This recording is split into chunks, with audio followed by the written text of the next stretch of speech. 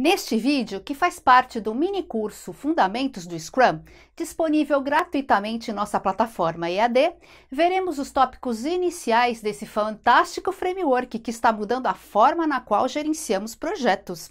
Então, preparados? Vamos lá?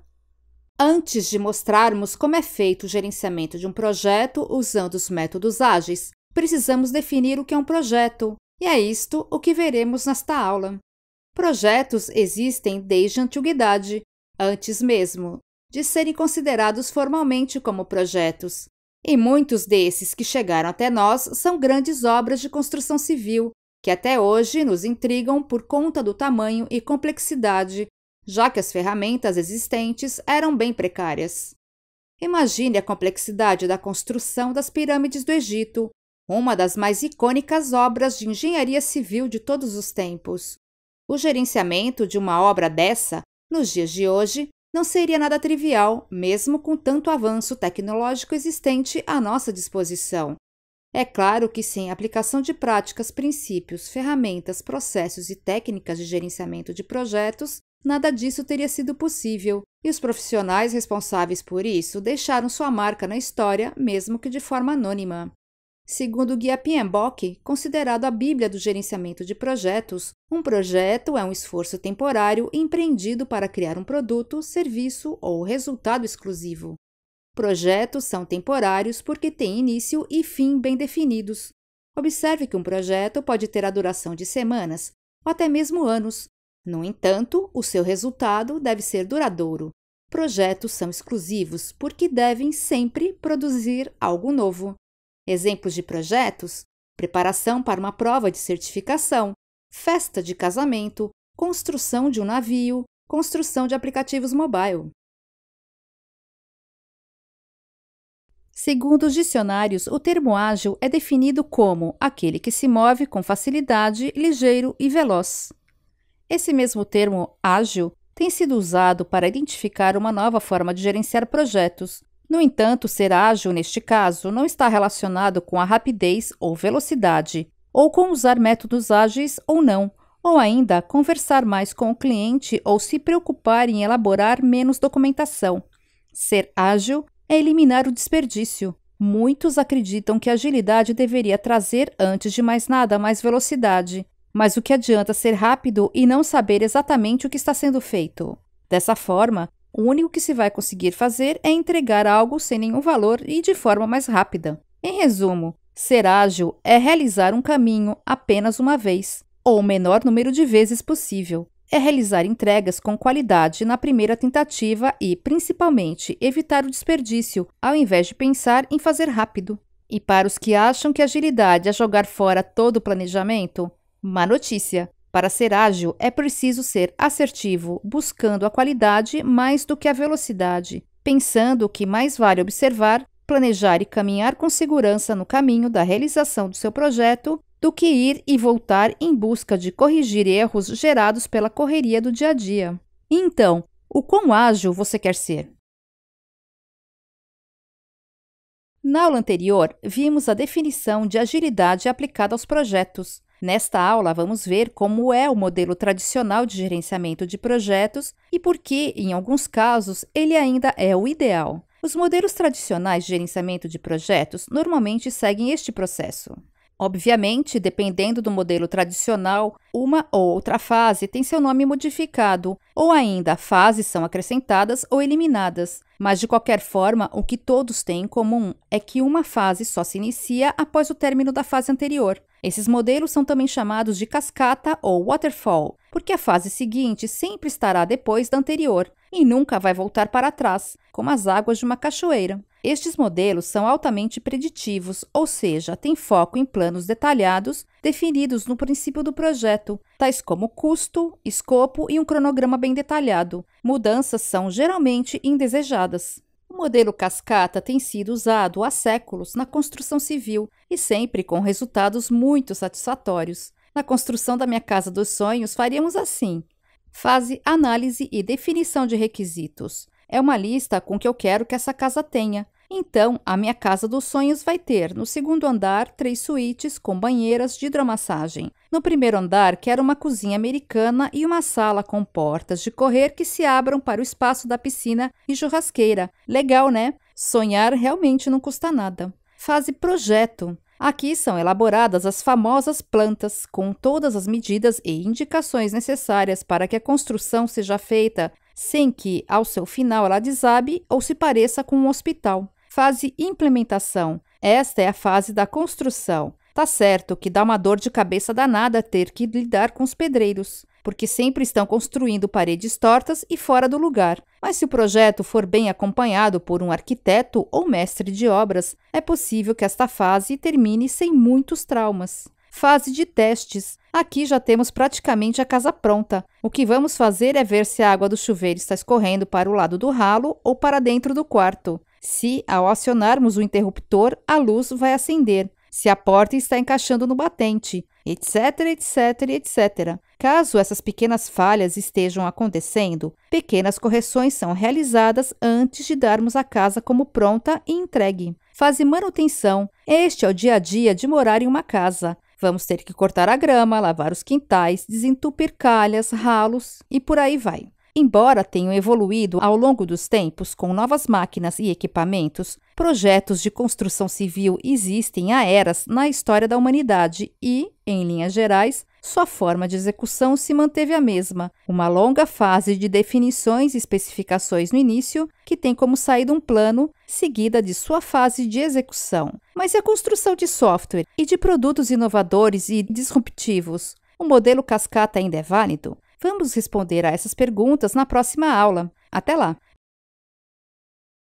Na aula passada, vimos como são os modelos tradicionais de gerenciamento de projetos. Bom, e qual é o grande problema deste tipo de modelo para projetos de software? Desde quase o começo da história do desenvolvimento de software, a comparação com a construção civil foi largamente utilizada para descrever esse tipo de projeto. Mas veja que a natureza dos projetos de construção civil é totalmente distinta da natureza da construção de software. Em software, normalmente o cliente chega com um desejo, mas não sabe exatamente expressá-lo. Tem uma ideia na cabeça, mas não consegue colocá-la no papel. Isso acontece porque o software é, por definição, intangível, ou como diriam os piadistas, o hardware é a parte que você chuta e o software é a parte que você xinga. Assim, ao usar o modelo cascata no desenvolvimento de software, o cliente só tem a verdadeira noção do que pediu bem ao final do projeto. Seria mais ou menos assim: o cliente queria um hospital e recebeu uma clínica veterinária. Ambos os prédios são usados para curar doentes, só que um deles é focado apenas em animais. Para evitar tais frustrações, podemos usar o seguinte ciclo de vida para um projeto de software.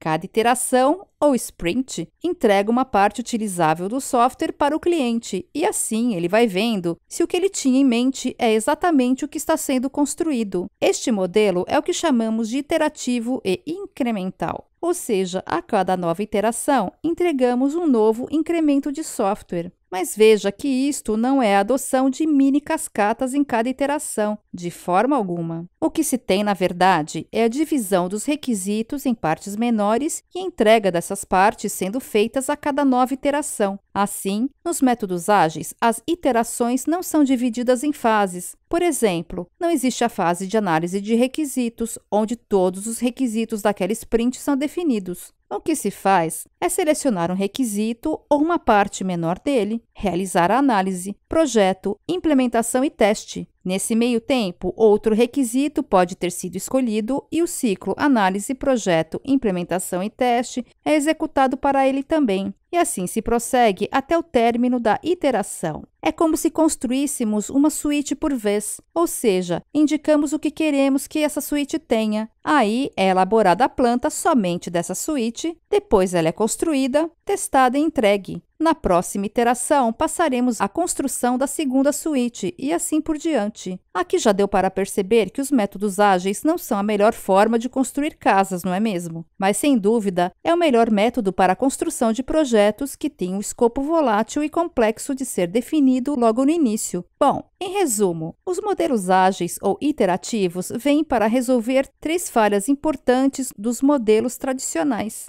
Os projetos reais construídos em alguns tipos de indústria, como as de software ou de produtos inovadores, raramente seguem o fluxo sequencial que esse modelo prega. É muito raro e difícil para o cliente saber e estabelecer explicitamente todas as suas necessidades. O modelo cascata é muito fortemente baseado nisso e tem dificuldade para adequar a incerteza natural que existe no início dos projetos. O cliente precisa ter muita paciência, o que raramente acontece. Uma versão operacional pronta para ser executada não estará disponível até estarmos próximo ao final do projeto. Se tivermos um erro grave nas etapas iniciais, como uma especificação mal compreendida e mal especificada, podemos ter um resultado desastroso, ou seja, o cliente se recusará a aceitar e meses de trabalho podem ter que ser jogados fora. Então, ficou claro em que tipos de projetos o modelo ágil é o ideal?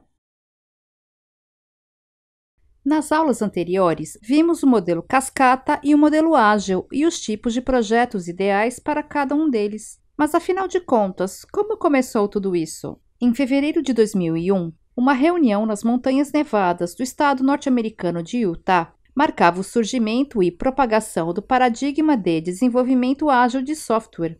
Infelizmente, muitas das pessoas que estavam dispostas a ir tiveram que se ausentar. No entanto, 17 pessoas compareceram e seriam elas que dariam início, sem saber, ao Manifesto Ágil. A primeira parte da reunião se resumiu a encontrar um nome que expressasse bem o significado daquele movimento. Métodos leves deixou de ser uma opção válida, pois não explanava o significado desejado. Após considerar vários nomes, decidiram que a palavra ágil melhor captava a abordagem proposta. A segunda parte da reunião foi dedicada à escrita de um documento que desencadearia o Manifesto Ágil. Nele estava contido a declaração das crenças e valores que aquelas 17 pessoas possuíam. Na última parte e nos meses seguintes, os princípios foram trabalhados. O Manifesto Ágil se tornou um grito de guerra para a indústria de software e para aquelas 17 pessoas. Ele consegue expressar claramente o que esse movimento defende e o que a ele se opõe, deixando bem claro o que é e o que não é ágil. O Manifesto Ágil é dividido em duas partes: os valores ágeis e os princípios ágeis. Veja que esse manifesto não é método ou metodologia de gerenciamento de projetos, mas sim um guia com os princípios e valores que todo projeto ágil deve seguir. Nas próximas aulas, veremos em detalhes tanto o que são esses valores como o que são esses princípios. Na aula passada, vimos os grandes culpados pela criação do Manifesto Ágil. Nesta aula, vamos ver quais são seus valores. E o Manifesto Ágil começa assim: estamos descobrindo maneiras melhores de desenvolver software, fazendo-o nós mesmos e ajudando outros a fazê-lo. Por meio deste trabalho, passamos a valorizar indivíduos e interações mais que processos e ferramentas, software em funcionamento mais do que documentação abrangente, colaboração com o cliente mais que a negociação de contratos, responder a mudanças mais que seguir um plano. Vamos ver agora como cada valor se desdobra. Indivíduos e interações mais que processos e ferramentas. Este valor leva em consideração que, em última instância, quem gera produtos e serviços são os indivíduos, que possuem características únicas. Ou seja, as pessoas em uma equipe são mais importantes do que seus papéis em diagramas de processos. Assim, embora processos possam ser necessários para se começar o trabalho, as pessoas envolvidas nos processos não podem ser consideradas como simples peças de uma engrenagem. Bons processos ajudam a equipe, ao invés de ditar como seu trabalho deve ser feito, ou seja, são os processos que devem se adaptar à equipe e não o contrário. Software em funcionamento mais que documentação abrangente. Software em funcionamento é o único indicador de que a equipe de fato construiu algo realmente de valor para o cliente. Mas não comece a queimar a documentação do seu projeto, pois software em funcionamento não exclui a necessidade de documentação. Ela pode ser muito útil para o desenvolvimento do projeto, mas deve-se produzir somente a documentação necessária e suficiente para a realização do trabalho. Colaboração com o cliente mais que negociação de contratos. No desenvolvimento ágil, não há nós e eles, há simplesmente nós, e isso inclui o cliente do nosso lado. colaborando para produzir o software que traga valor para ele mesmo. Essa colaboração envolve companheirismo, tomada de decisão conjunta e rapidez na comunicação, de forma que muitas vezes pode até tornar adendos a contratos desnecessários. Responder a mudanças mais que seguir um plano. Todo projeto deve balancear o planejar com o mudar, dependendo do nível de incerteza inerente a ele. Em projetos onde há alta incerteza, a rapidez e adaptabilidade à mudança devem predominar. Esse conceito se aplica ao desenvolvimento de software, já que a incerteza é inerente e inevitável em projetos e processos dessa natureza. Construir um plano é útil, mas seguir o plano só é realmente útil até o momento em que ele ainda está próximo o suficiente da situação atual. Assim, manter-se preso a um plano ultrapassado não funciona em favor do sucesso. Então, não se esqueça dos valores ágeis, indivíduos e interações mais que processos e ferramentas, software em funcionamento mais que documentação abrangente, colaboração com o cliente mais que negociação de contratos e responder a mudanças mais que seguir um plano. Os 12 princípios ágeis foram cunhados a partir dos valores ágeis que vimos na aula anterior. Então, vamos ver agora cada um desses 12 princípios. Nossa maior prioridade é satisfazer o cliente através da entrega adiantada e contínua de software de valor. O foco no desenvolvimento do produto está na satisfação dos clientes. Gera-se desde cedo e, frequentemente, o retorno ao investimento dos clientes do projeto a partir da entrega de partes do produto que atendam às suas necessidades. Esse princípio se opõe à prática de se seguir um plano detalhado, sugerindo que a prioridade está em se adaptar e buscar, em cada momento, o que de fato trará valor ao cliente, para entregar-lhe o mais cedo e frequentemente possível. Aceitar mudanças de requisitos, mesmo no fim do desenvolvimento. Processos ágeis se adequam a mudanças para que o cliente possa tirar vantagens competitivas. Devemos aceitar a mudança como natural no processo de desenvolvimento do produto, para melhor atender às necessidades dos clientes. Ao se trabalhar em ciclos curtos de feedback, permite-se aos clientes que seu produto evolua à medida que entendem melhor suas necessidades.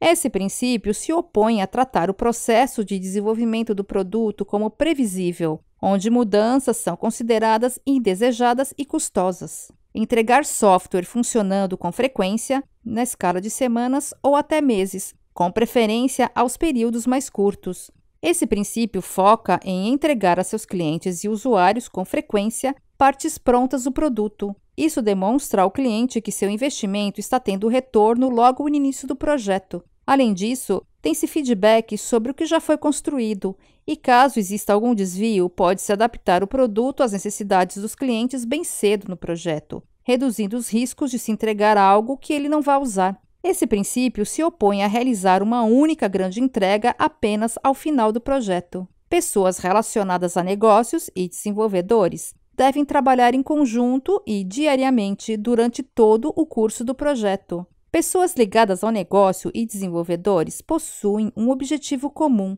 que é garantir a geração de valor para os clientes. E para atingir esse objetivo, cooperam continuamente durante todo o projeto, interagindo com frequência. Esse princípio se opõe ao cenário de antagonismo comum em projetos de desenvolvimento de software, nos quais as pessoas de negócios, que frequentemente incluem os próprios clientes, e os desenvolvedores raramente se comunicam e muitas vezes estão em lados opostos. Construir projetos ao redor de indivíduos motivados, dando a eles ambiente e suporte necessário e confiar que farão seu trabalho. O produto é construído por pessoas. O ambiente, o suporte e a confiança necessários para realizar seu trabalho são fatores fundamentais para sua motivação. Esse princípio se opõe à crença de que o produto se constrói em torno das melhores ferramentas e processos e não das pessoas. O método mais eficiente e eficaz de transmitir informações para e por dentro de um time de desenvolvimento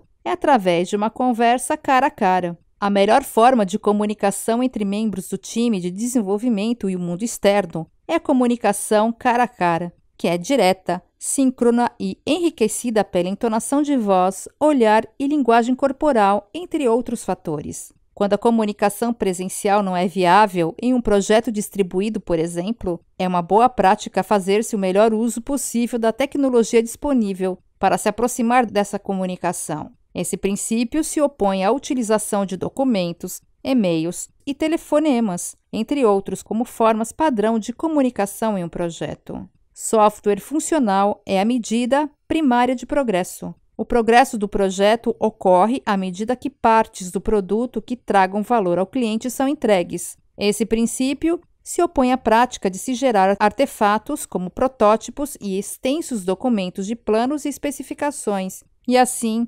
acreditar que se progrediu no projeto. Processos ágeis promovem um ambiente sustentável. Os patrocinadores, desenvolvedores e usuários devem ser capazes de manter indefinidamente passos constantes. Busca-se com este princípio promover um ritmo constante e sustentável para o trabalho do time que desenvolve o produto, o que se torna possível quando esse ritmo é apoiado por toda a cadeia, incluindo usuários e patrocinadores. Veja que, ao se exigir do time um compromisso com mais trabalho do que ele é capaz de produzir, são muitas vezes adotadas as horas extras, o trabalho em fins de semana e a pressa exagerada para se cumprir o prazo de entrega. Essas práticas podem levar à insatisfação dos membros do time de desenvolvimento, a uma menor produtividade e uma menor qualidade no produto gerado. Contínua atenção à excelência técnica e bom design aumenta a agilidade. O produto projetado com qualidade e produzido com excelência técnica permite que seja facilmente modificado e, assim, aceite a mudança como natural no processo de seu desenvolvimento. Dessa forma, a alta qualidade no produto gerado é essencial para se manter a agilidade. Esse princípio se opõe à crença de que, para se obter velocidade e flexibilidade no desenvolvimento do produto, a qualidade deveria ser sacrificada. Simplicidade, a arte de maximizar a quantidade de trabalho que não precisou ser feito. Evita-se o desperdício no desenvolvimento do produto ao não se realizar trabalho que não é necessário. Exemplos comuns de desperdícios incluem desenvolvimento de funcionalidades que os clientes não precisam ou de soluções desnecessariamente complexas, planejamento com nível de detalhamento maior do que o necessário e a geração de artefatos supérfluos. As melhores arquiteturas, requisitos e designs emergem de times auto-organizáveis. Equipes com maior autonomia são mais eficientes. Essas equipes auto-organizadas trabalham em direção a metas acordadas, mas têm a liberdade de decidir qual a melhor forma de realizar esse trabalho e, assim, são responsáveis e responsabilizados por seus resultados. Dessa forma, geram um melhor produto. Em intervalos regulares, o time reflete em como ficar mais efetivo. Então, se ajustam e otimizam seu comportamento de acordo. Para se tornar cada vez mais efetiva, a equipe regularmente inspeciona suas formas de trabalho, identifica pontos de melhoria e se adapta de acordo, promovendo a melhoria contínua. Nesta aula, veremos de onde surgiu o Scrum. Vamos lá? Em meados dos anos 80, Hirotaka Takeuchi e Nonaka Ikujiro definiram uma estratégia flexível e completa para o desenvolvimento de produtos, onde o time trabalha como uma unidade para alcançar um objetivo comum. Eles descreveram uma abordagem inovadora para o desenvolvimento de produtos que chamaram de abordagem holística ou rugby, onde um time tenta percorrer uma determinada distância como uma só unidade, passando a bola não só para frente, como também para trás. Para nós brasileiros, essa definição pode não ser muito clara, mas é similar a um time de futebol, onde todos os jogadores devem juntos atingir uma meta, passando a bola tanto para frente quanto para trás, quando necessário. O termo Scrum vem de um movimento específico do rugby, que é a formação de 8 jogadores para reiniciar o jogo após uma falta. Takeuchi e Nonaka propõem que o desenvolvimento do produto não deve ser como uma sequência de corrida de revezamento, onde somente um corredor corre por vez, mas sim semelhante ao jogo de rugby, em que o time trabalha em conjunto, passando a bola para frente e para trás, movendo-se através do campo como uma unidade. Eles basearam esta abordagem em estudos de caso de diversas indústrias. Já na década de 1990, Ken Schwaber e Jeff Sutherland desenvolveram o conceito do Scrum e sua aplicabilidade para o desenvolvimento de software. Desde então, vários profissionais, especialistas e os próprios autores do Scrum continuam a refinar o conceito e o framework. Nos últimos anos, o Scrum tem crescido em popularidade e é agora o framework de desenvolvimento de projetos preferido por muitas organizações no mundo inteiro. Nesta aula, veremos os 3 pilares do Scrum: a transparência, a inspeção e a adaptação. Vamos lá? O Scrum se baseia no empirismo. E o que isto quer dizer? Quer dizer que, com o empirismo, nós não fixamos o escopo do produto e nem os processos de como construí-lo. Em vez disso, em ciclos curtos, criamos uma pequena parte utilizável desse produto, inspecionamos o que criamos, adaptamos o produto e a forma de como construímos, e assim criamos mecanismos de transparência para permitir a sua inspeção. Dessa forma, construímos produtos de maior qualidade, pois, a todo momento, estamos experimentando e melhorando nosso processo de desenvolvimento. E para a implementação do empirismo, são necessários os seguintes pilares de sustentação. Transparência. Garante que os aspectos do processo que afetam o resultado devem ser visíveis e conhecidos aos que controlam o resultado, ou seja, quando alguém inspeciona o resultado e o dá como pronto, isto deve ser equivalente à definição de pronto utilizada por quem o construiu, reforçando com isso a necessidade de um padrão comum compartilhado por todos os observadores. A transparência permite a inspeção. Inspeção. Os processos devem ser totalmente inspecionados com uma frequência suficiente para que as variações possam ser detectadas, considerando que o processo pode ser modificado pelo próprio ato de inspecionar. Um ponto importante que deve ser mencionado é que a inspeção não deve ser tão frequente a ponto de atrapalhar a própria execução. Inspeção sem transparência é enganosa e gera desperdício. Ou seja, se você inspeciona, mas ninguém fica sabendo de eventuais problemas, não estaremos aplicando o framework Scrum corretamente. E assim, a inspeção habilita a adaptação. Adaptação. Se durante a inspeção for determinada uma variação fora dos limites aceitáveis em um ou mais aspectos do processo e que o resultado será inaceitável, o processo ou o material produzido deverá ser ajustado o mais rápido possível para que os desvios futuros sejam minimizados. A primeira sugestão é que qualquer ajuste necessário seja realizado o mais breve possível para minimizar o impacto dos desvios. Para contribuir com ações de inspeção e adaptação, o Scrum possui 5 eventos formais que veremos em detalhes nas próximas aulas, e que são Sprint, planejamento da Sprint ou Sprint Planning, reunião diária ou Daily Scrum, revisão da Sprint ou Sprint Review e retrospectiva da Sprint ou Sprint Retrospective. Cada um dos eventos do Scrum foi projetado para provocar mudanças, pois estamos a todo momento inspecionando e adaptando.